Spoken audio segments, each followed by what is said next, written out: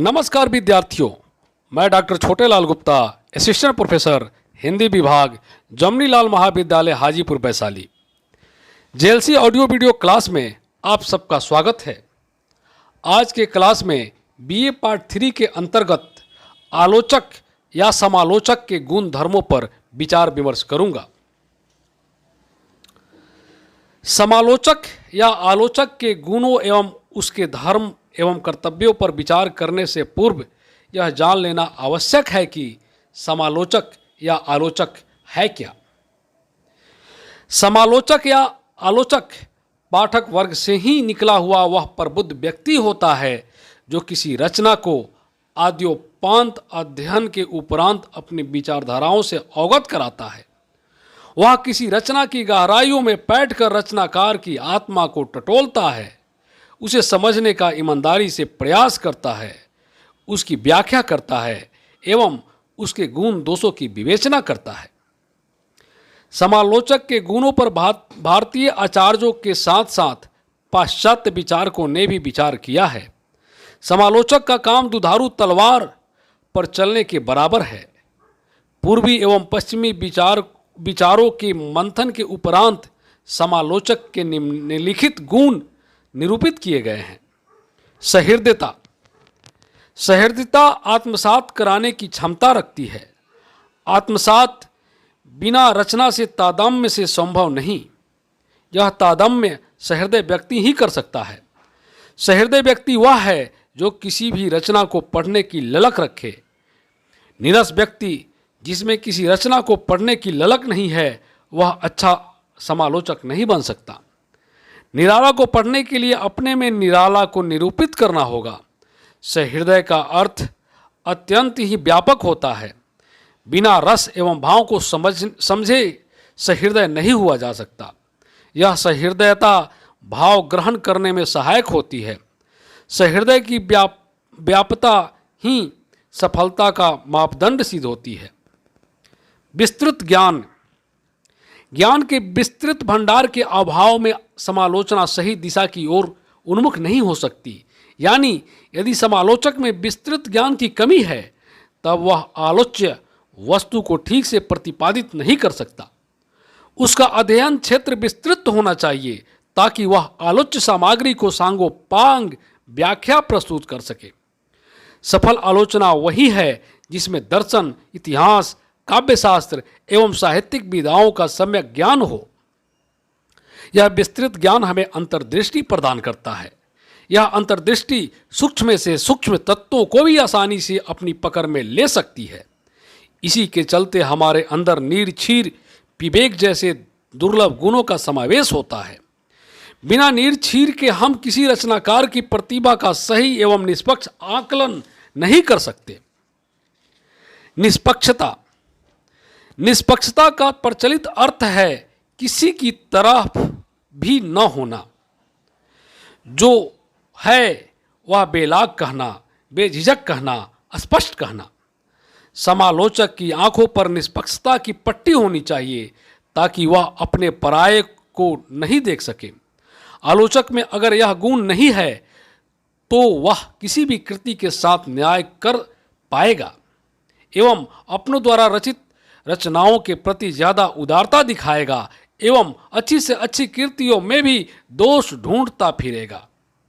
समालोचक को उस दक्ष मूर्तिकार की तरह होना चाहिए जिसकी आंखों में पत्थर के कण मूर्ति तराशने के क्रम में पड़कर उसमें किरकिरी उत्पन्न करते हैं, फिर भी वह मूर्ति तराशना नहीं छोड़ता।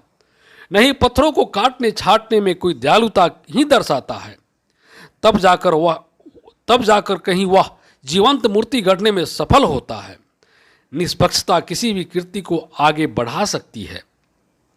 पूर्वाग्रह रहित। समालोचक का गुण होता है पूर्वाग्रह रहित होना। पूर्वाग्रह का अर्थ होता है पूर्व आग्रह, अर्थात पहले से किसी के विषय में अच्छी या बुरी धारणा बना लेना। समालोचक यदि किसी कृति के विषय में पूर्व धारणा बना लेगा तो रचना के प्रति वह न्याय नहीं कर पाएगा। इस तरह समालोचक अपने लक्ष्य की प्राप्ति में न तो सजगता ही दिखा पाता है और न ही ईमानदारी ही। रचनात्मकता। रचनात्मकता प्रतिभा का अर्थ होता है अपने विचारों को प्रभावशाली ढंग से कुशल एवं संक्षिप्त रूप से प्रस्तुत करना। अभिव्यक्ति की क्षमता का होना उसमें आवश्यक है। समालोचक जब किसी कृति की समालोचना प्रस्तुत करता है तो उसका मतलब होता है उसमें रचनात्मक ऊर्जा। बिना उसके वह समालोचक हो ही नहीं सकता। अभ्यास से कला में निखार आ जाता है। जिस तरह बार बार रस्सी के घिसने से पत्थर में भी निशान बन जाता है, उसी तरह अभ्यास से आलोचक की कलम में पैनापन आ जाता है। समालोचक के जरिए अभ्यास का महत्व निर्विवाद है। कृति का सही मूल्यांकन तब नहीं किया जा सकता जब तक आलोचक के पास लोक शास्त्रादि का सम्यक ज्ञान नहीं हो। मूर्ख विद्वान की महत्ता को नहीं जान सकता। विद्वान ही विद्वान की इज्जत कर सकता है। संयम का अर्थ होता है नियंत्रण। यह संयम समालोचक को अशिष्ट या अश्लील होने से बचाता है। व्यक्तिगत आरोप प्रत्यारोप का आलोचना में बहिष्कार होना चाहिए और यह गुण साहित्यिक संयम के अभाव में असंभव है। समालोचक को कटुता का त्याग करना चाहिए।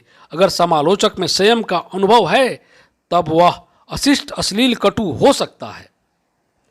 साहित्य निर्माण के प्रेरक प्रवृत्ति।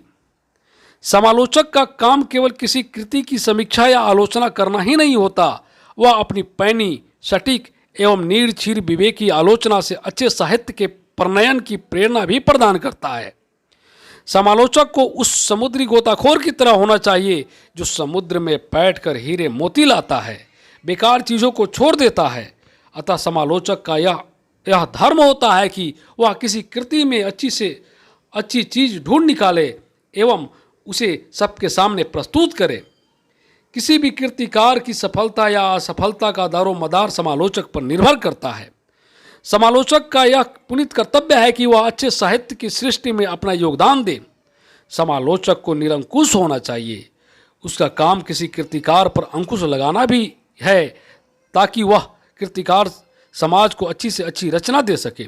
इस तरह समालोचक जहां अपनी आलोचना से अच्छे साहित्य निर्माण की प्रेरणा देता है, वहीं साहित्यकार पर अंकुश लगाने का भी काम करता है। सृष्टि क्षमता। सामाजिक एवं कलात्मक मूल्यों की प्रतिष्ठा के लिए समालोचक में सृष्टि क्षमता होनी चाहिए। यह सृष्टि क्षमता साहित्यिक मापदंडों की है। आचार्य महावीर प्रसाद द्विवेदी में यह गुण कूट कूट कर भरा हुआ है। आचार्य द्विवेदी ने अपने साहित्यिक सृष्टि क्षमता से साहित्य को एक नई एवं अनुपम दिशा प्रदान की और उनकी इस क्षमता ने हिंदी में अनेकानेक प्रतिभाशाली रचनाकारों की एक श्रृंखला तैयार की। युगानुरूप सामंजस्यशीलता। युगानुरूप सामंजस्यशीलता का मतलब होता है अपने को समय के अनुसार ढाल लेना। इसके अंतर्गत युवा की बदलती हुई साहित्यिक चेतना का उसे ज्ञान होना चाहिए। साहित्यिक विधाओं में होते जा रहे परिवर्तनों को समझने की क्षमता होनी चाहिए और उसी के अनुरूप उसे अपनी आलोचना पद्धति में बदलाव लाना चाहिए। अगर ऐसा नहीं होगा तब समालोचक कटु हो जाएगा, छायावाद की सौ परीक्षा होने लगेगी एवं आचार्य शुक्ल की तरह छायावादी कविता के प्रति स्पष्ट दुराग्रह झलकने लगेगा। समालोचक किसी भी साहित्यकार की तरह स्रष्टा एवं दृष्टा दोनों होता है। अतः समालोचक में उपरोक्त सभी गुणों का होना आवश्यक है।